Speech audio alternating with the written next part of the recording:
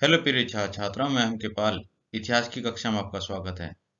हम आपको करा रहे हैं पुरातत्व और प्राचीन भारत से संबंधित महत्वपूर्ण क्वेश्चन। प्रिय छात्रों, ये महत्वपूर्ण क्वेश्चन है।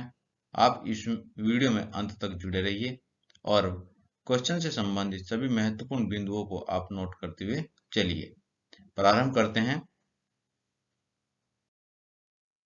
हमारा क्वेश्चन है, भारतीयों के जीवन, संस्कृति तथा गतिविधियों का ऐसा कोई पक्ष नहीं है जिसका प्रतिबिंब अभिलेखों में नहीं है। ये कथन है। यह एक कथन है। इस कथन के प्रकाश में अशोक के अभिलेखों की चर्चा कीजिए। यानी कि जो ये कथन कहा गया है कि अशोक के अभिलेखों के लिए कितना सही है, इस पर एक चर्चा करनी है, ये बताना है। तो उत्तर हम प्रारंभ करते हैं। अशोक के अभिलेख प्राचीन इतिहास को जानने एवं समझने का एक महत्वपूर्ण स्रोत है। हम देखते हैं कि जो हमारे पास इतिहास के रूप में जो सबसे पहले लिखित अभिलेखों के रूप में जो पढ़े गए हैं, जो साक्ष्य प्राप्त होते हैं, वे अशोक के अभिलेख हैं।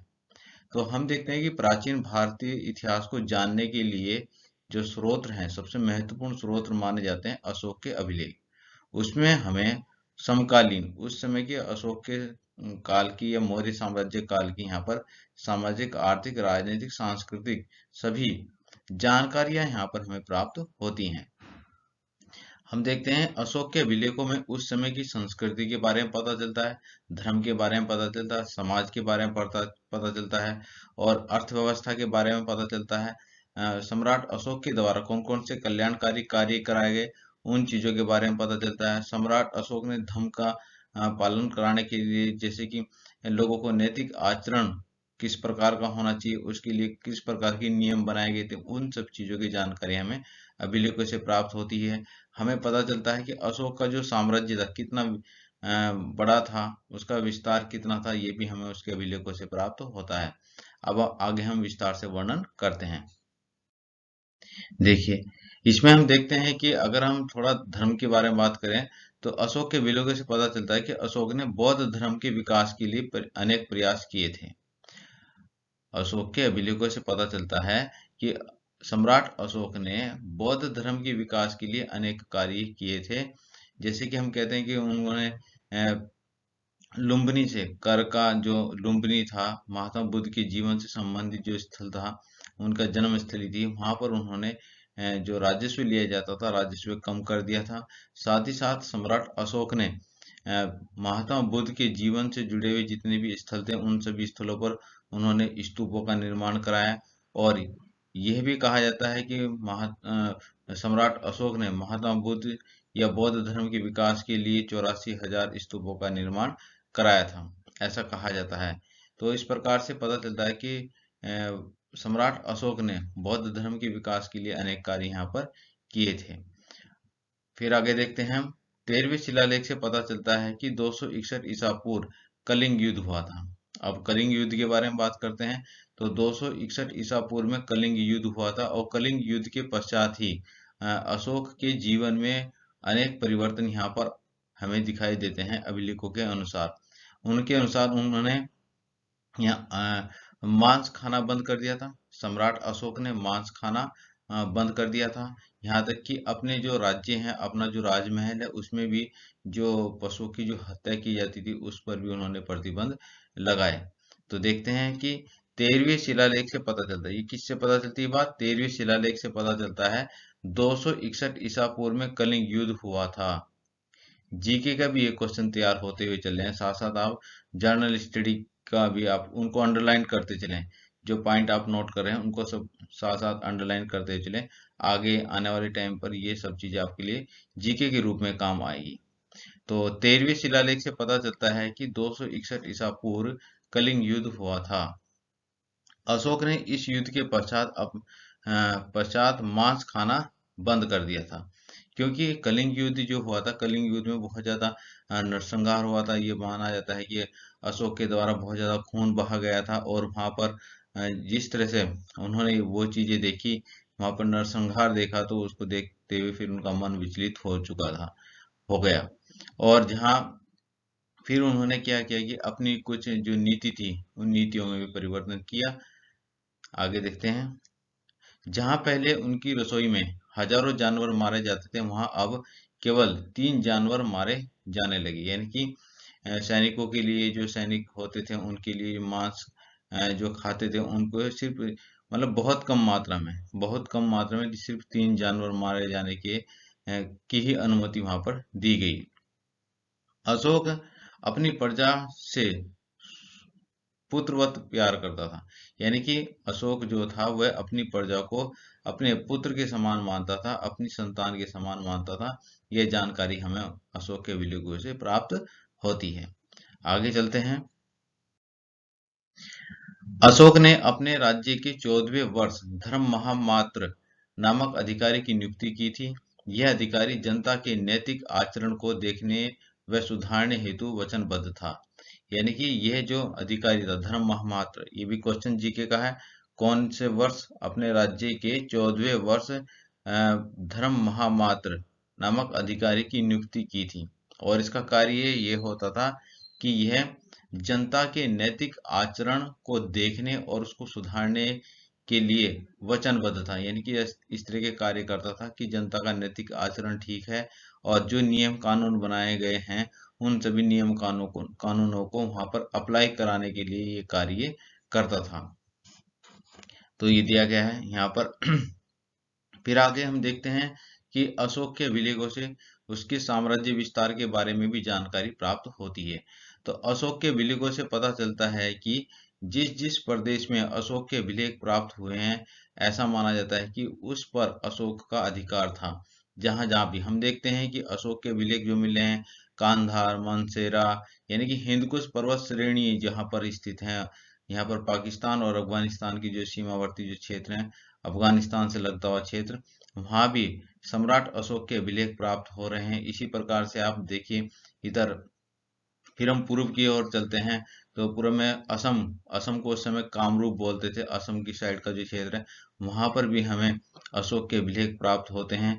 फिर हम दक्षिण की बात करते हैं। दक्षिण में केरल और तमिलनाडु तक चोल चेर पांडे जो राज्य थे उनके जो सीमावर्ती जो राज्य थे वहां तक अशोक के अभिलेख प्राप्त होते हैं। तो हम देखते हैं कि इस प्रकार से जो अशोक का जो साम्राज्य था वो बहुत ही विस्तृत साम्राज्य था, विशाल साम्राज्य था अशोक का।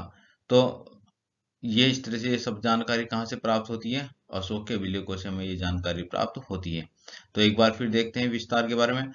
हम जो लिखेंगे हम ऐसा लिखेंगे, अशोक के अभिलेखों से पता चलता है कि जिस जिस प्रदेश में अशोक के अभिलेख प्राप्त हुए हैं, तो ऐसा अनुमान लगाया जा सकता है कि वह प्रदेश अशोक के नियंत्रण में थे, अशोक के क्षेत्राधिकार में थे।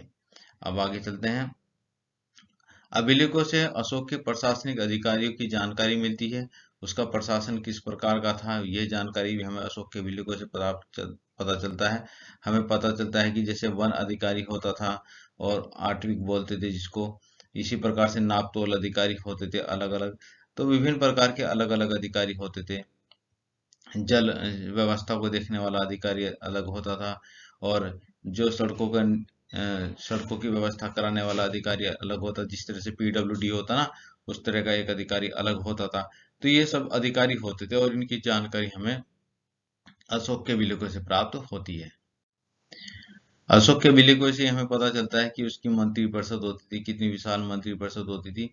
जो उसके जो साम्राज्य था वो 4 प्रांतों में विभाजित था, अलग अलग प्रांतों में विभाजित था। उनकी जो राजधानियां होती थी और जो प्रांत होते थे, प्रांतों पर राजकुमारों को नियुक्त किया जाता था, या परिवार के बहुत ही विश्वसनीय व्यक्ति जो होते थे उनको प्रांतों पर नियुक्त किया जाता था। तो इस प्रकार से ये जानकारी हमें अशोक के विलोके से प्राप्त होती है। आगे हम देखते हैं कि यातायात की बात करते हैं उस समय की। तो या शिल्प कला की बात करते हैं। उत्कृष्ट श्रेणी की शिल्प कला के वहां पर उदाहरण प्राप्त होते हैं। उनका सबसे अच्छा उदाहरण जो है वो यही है कि जो वहां के जो अभिलेख बनाए गए थे, स्तंभ अभिलेख बनाए गए थे, उनको किस तरह से उकेरा गया था। ये सारी चीजें उस समय की उत्कृष्ट कला की ओर का परिचय देती है। देखते हैं, चुनार से प्राप्त स्तंभ लेख चुनार से प्राप्त जितने भी जो अभिलेख बनाए जाते थे अधिकांशतः वह सभी चुनार के पत्थर से बनाए गए थे। चुनार में जो पत्थर प्राप्त होता है उस पत्थर से वह अभिलेख बनाए गए थे। तो चुनार से प्राप्त स्तंभ लेख से पता चलता है कि वे एक ही पत्थर को काटकर बनाए गए थे, यानी कि एक ही जो चट्टान थी उस चट्टान को काट करके वहां से पत्थर जो स्तंभ बनाए गए थे, और बनाए गए पत्थर जो थे वो बहुत ही उत्कृष्ट श्रेणी के थे। इस प्रकार से फिर हम बात कर सकते हैं, आगे चलते हैं। इन भारी भ्रामक अभिलेखों को एक स्थान से दूसरे स्थान पर ले जाने के यातायात के बारे में जानकारी प्राप्त होती है। हम देखते हैं कि जो अधिकांश जितने भी अशोक के अभिलेख बनाए गए हैं, जो लिखे गए हैं, जो स्तंभ अभिलेख हैं, वो एक ही स्थान पर तैयार किए गए थे। फिर एक स्थान से एक स्थान पर तैयार कर वो अलग अलग जगहों पर पहुंचाए गए थे। भारी भरमक स्तंभ थे, तो हम ये देख सकते हैं कि ये जो स्तंभ कहीं कहीं 1000 किलोमीटर कैसे पहुंचाए गए होंगे। तो उस समय की जो यातायात प्रणाली थी, किस प्रकार से मतलब उनको पहुंचाया गया था, उसके बारे में भी जानकारी यहाँ पर पता चलती है। तो भारी भरमक अभिलेखों को एक स्थान से दूसरे स्थान पर ले जाने के से यातायात के बारे में जानकारी प्राप्त होती है कि उस समय की यातायात व्यवस्था भी ठीक थी। अब हम आगे बात करते हैं। अभिलेखों से समाज के नैतिक आचरण की जानकारी होती है। जो अभिलेख हैं उनसे समाज के नैतिक आचरण की जानकारी भी यहाँ पर हमें प्राप्त होती है। पॉइंट टू पॉइंट आप नोट करते हुए चलिए। और दूसरे अभिलेख में अशोक ने किस प्रकार धर्म का पालन एवं प्रचार कर अपनी प्रजा के नैतिकता का विकास किया। कौन से अभिलेख में? दूसरे अभिलेख में पता चलता है कि अशोक ने धर्म का पालन किया और प्रसार किया, और फिर उसके पश्चात अपनी प्रजा को उसके नैतिकता का विकास किया। यानी कि जनता का नैतिकता का विकास किस प्रकार से अशोक के द्वारा किया गया। अब जो धर्म था, धर्म में क्या क्या थी, कौन अनेक बातें थी धर्म के अंदर कही गई कि किस प्रकार से नैतिक आचरण लोगों का बढ़ेगा, कौन कौन सी नियमों का उन्हें पालन करना होगा। यहाँ देखते हैं। प्रजा को बताया कि धर्म के द्वारा, या हम ये कह सकते हैं जैसे आपके पास दो अंक में क्वेश्चन आया कि धर्म क्या है, तो यहाँ से आप धर्म की परिभाषा भी लिख सकते हैं कि धर्म क्या है। धर्म एक आचार संहिता है, एक नैतिक आचरण नियमावली है, जिसके द्वारा जनता को यह बताया गया अशोक के द्वारा कि किस प्रकार से जीवन शैली उनकी होनी चाहिए, यह बताया गया धर्म के अंदर। तो यहाँ पर देखिए क्या क्या बताया गया। प्रजा को बताया कि माता पिता की सेवा करना, गुरु का आदर करना, निर्धन की सहायता करना, प्राणियों की हत्या न करना, वृद्धों की सेवा करना, मित्रों, परिजनों, ब्राह्मणों, श्रमणों, दासों के साथ अच्छा व्यवहार करना, और अन्य कार्य, और न तो अल्प व्यय किया जाए और न ही अल्प संचय किया जाए। तो ये थे जो धर्म के नियम थे। इन धर्म के नियमों के द्वारा ही जनता के में नैतिक आचरण का विकास करना था, यह बताया गया था। एक बार फिर देख लेते हैं, क्योंकि यहाँ पर दो चीजें तैयार हो रही हैं। आपका 2 अंक का क्वेश्चन भी तैयार हो रहा है। धर्म क्या है, तो आप यहाँ से लिखेंगे। दूसरे अभिलेख में अशोक ने किस प्रकार धर्म का पालन कराया, ये पता चलता है। दूसरा धर्म है क्या, तो इसमें बताया गया कि प्रजा को अपने, ये जो प्रजा थी वो माता पिता की सेवा करना चाहिए। पहला पॉइंट आप लिख लीजिए कि माता पिता की सेवा करना, ये धर्म के अंतर्गत बताया गया था।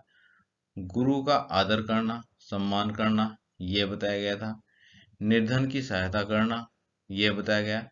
प्राणियों की हत्या न करना, यह भी बताया गया। वृद्धों की सेवा करना, मित्र, परिजनों, ब्राह्मणों, श्रमणों और दासों के साथ अच्छा व्यवहार करना, और साथ ही साथ न तो अधिक व्यय करना और न ही अधिक संचय करना, यानी कि या तो न तो अधिक पैसा जोड़ना और न ही ज्यादा खर्चा करना।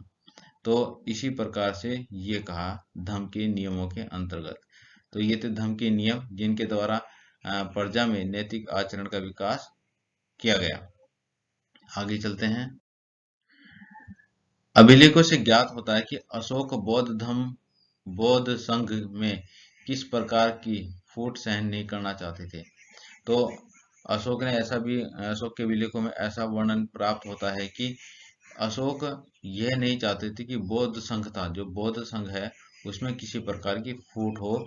और उसने चेतावनी, मतलब अशोक ने चेतावनी भी दी थी कि बौद्ध संघ में किसी भी प्रकार की जो फूट होगी उसको स्वीकार नहीं किया जाएगा, उसको सहन नहीं किया जाएगा, स्वीकार्य नहीं होगा। तो एक चेतावनी दी थी। अशोक अभिलेखों से मौर्य कालीन विहार यात्राओं का वर्णन भी प्राप्त होता है। जो विहार यात्राएं थी, जैसे कि महात्मा बुद्ध के जीवन से जुड़े हुए जितने स्थल हैं, उनकी जो यात्रा अशोक के द्वारा की गई, उसका वर्णन भी अभिलेखों में प्राप्त होता है।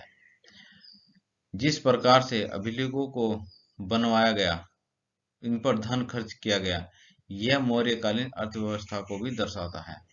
यानी कि हम देखते हैं कि बहुत बड़ी मात्रा में, बहुत बड़ी संख्या में अभिलेखों को बनाया गया। अभिलेख कई अनेक प्रकार के अभिलेख थे, शिलालेख थे, स्तंभ लेख, लघु लेख, शिलालेख, तो बृहत शिलालेख।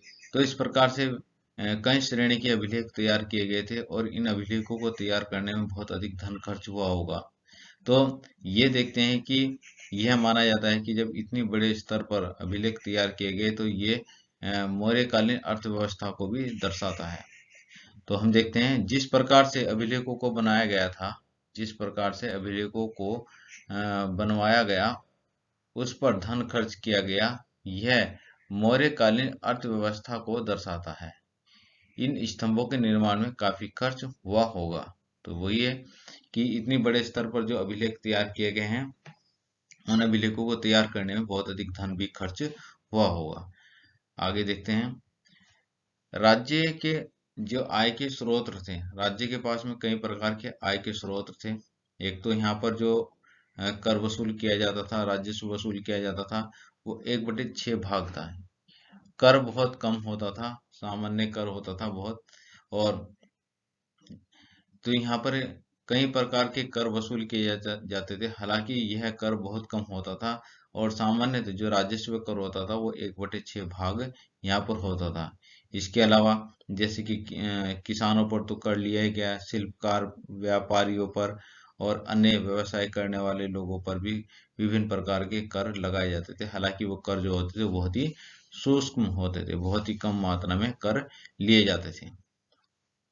सिंचाई कर होता था, जैसे कि सिंचाई कर अलग से लिया जाता था। आगे चलते हैं। अभिलेखों से जानकारी मिलती है कि अनेक कल्याणकारी कार्य अशोक के द्वारा कराए गए।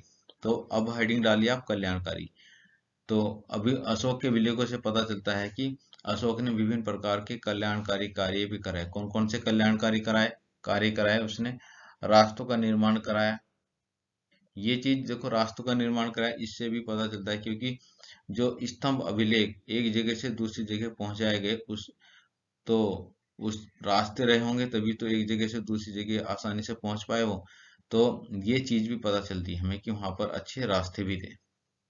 तो रास्तों का निर्माण कराया गया। पीने के पानी का कुओं का निर्माण कराया गया। पानी पीने के कुओं का निर्माण कराया गया और छायादार पेड़ लगवाए गए। रास्तों में छायादार पेड़ लगवाए गए। यात्रियों के आराम करने एवं रात्रि विश्राम करने के लिए धर्मशालाएं, यानी जिनको बोलते हैं सराय, सराय का निर्माण कराया गया। धर्मशालाओं का निर्माण भी यहाँ पर कराया गया। तो ये सारी जानकारी प्राप्त होती है अशोक के अभिलेखों से। तो हम कह सकते हैं अशोक के द्वारा जो कल्याणकारी कार्य कराए गए उनकी जानकारी हमें अशोक के अभिलेखों से प्राप्त होती है। और कौन कौन से कार्य कराए गए? रास्तों का निर्माण कराया गया, पीने के पानी के लिए कुओं का निर्माण कराया गया। अधिकांश जो जल स्रोत होते थे, ये पानी के पीने के जो स्रोत तैयार किए जाते थे, ये रास्तों के किनारे होते थे, ताकि जितने भी जो यात्री होते थे आते जाते हुए, वो वहां पर पानी उनको शुद्ध पानी उपलब्ध हो सके। छायादार वृक्ष लगाए जाते थे। तो जो छायादार वृक्ष लगाए जाते थे ये भी रास्तों के किनारे ही लगाए जाते थे। और यात्रियों को ठहरने के लिए जितने जो शहर होते थे, जो रास्ते में जितने शहर होते थे, वहां पर विश्राम गृह तैयार किए जाते थे। उनको आराम करने के लिए, रात्रि विश्राम करने के लिए धर्मशालाओं का निर्माण कराया जाता था। फिर हमें कुछ प्रमाण प्राप्त होते हैं यहाँ पर, अभिलेखों से जानकारी मिलती है कि अकाल की स्थिति में प्रजा को अनाज वितरण करने का, यानी कि उसकी सहायता भी यहाँ पर किसानों की सहायता के लिए या आम जन की सहायता के लिए अकाल के समय वहां पर अनेक प्रकार की सहायता की जाती थी। तो आगे चलते हैं। अब हम देखते हैं कि लास्ट में फिर आप इसका एक काम करना है, इसे निष्कर्ष लें, क्योंकि लॉन्ग क्वेश्चन है, 7 अंक का क्वेश्चन है आपका। इस प्रकार यह कहा जा सकता है कि प्रश्न में दिए गए कथानुसार, क्योंकि जो हमारा क्वेश्चन शुरुआत हुई थी वो एक कथन था, उसमें कथन दिया गया था, कथनानुसार कि अशोक के अभिलेखों में भारतीय जीवन संस्कृति गतिविधियों का वर्णन किया गया है। ये बात सही है कि अशोक के अभिलेखों में भारतीयों के जीवन के बारे में, भारतीय जीवन के बारे में पता चलता है, संस्कृति के बारे में पता चलता है और गतिविधियों की जानकारी प्राप्त होती है जितने भी वहाँ, क्योंकि जैसे कि हमने बात करी है कि नैतिक आचरण की बात करी है, धर्म की बात की है, बौद्ध धर्म की विकास की बात करी है, बहुत विहारों की यात्राओं की बात करी है यहाँ पर। ये सब जो चीजें हैं ये उस समय के जीवन में जो लोगों की संस्कृति थी उसका परिचय ये देता है। और यह सही प्रतीत होता है कि अभिलेखों में मौर्यकालीन सामाजिक, आर्थिक और सांस्कृतिक राजनीतिक जानकारी प्राप्त होती है। तो इस प्रकार से प्रिय छात्र छात्रा आप इसका अंत कर देंगे और इसको इस प्रकार से तैयार करेंगे क्वेश्चन को। तो प्रिय छात्र छात्राओं, आप इस क्वेश्चन को 2-3 बार सुनिए। अगर आप इसको लिखने के बाद आप 2-3 बार इसको सुनेंगे भी, तभी ये आपको अच्छी तरह से याद हो जाएगा। प्रिय छात्र छात्राओं, यदि अभी तक आपने हमारे चैनल को सब्सक्राइब नहीं किया है तो चैनल को सब्सक्राइब जरूर कर लीजिए और बेल नोटिफिकेशन भी आप इसका दबा दीजिए। उसमें all bell notification, all notification आता है, उसको आप ऑन कर लीजिए। इससे ये होगा कि जो भी वीडियो आपको जैसे भी हम यहाँ पर वीडियो अपलोड करेंगे तो वह वीडियो आपको तुरंत उपलब्ध हो जाएगी। जो जितने भी आपके सब्सक्राइबर्स जो होता है उसमें वो नोटिफिकेशन सबसे ही अपना आप आ जाता है। तो प्रिय छात्र छात्राओं, इसी प्रकार से आप हमारे साथ जुड़े रहिए। बहुत बहुत धन्यवाद।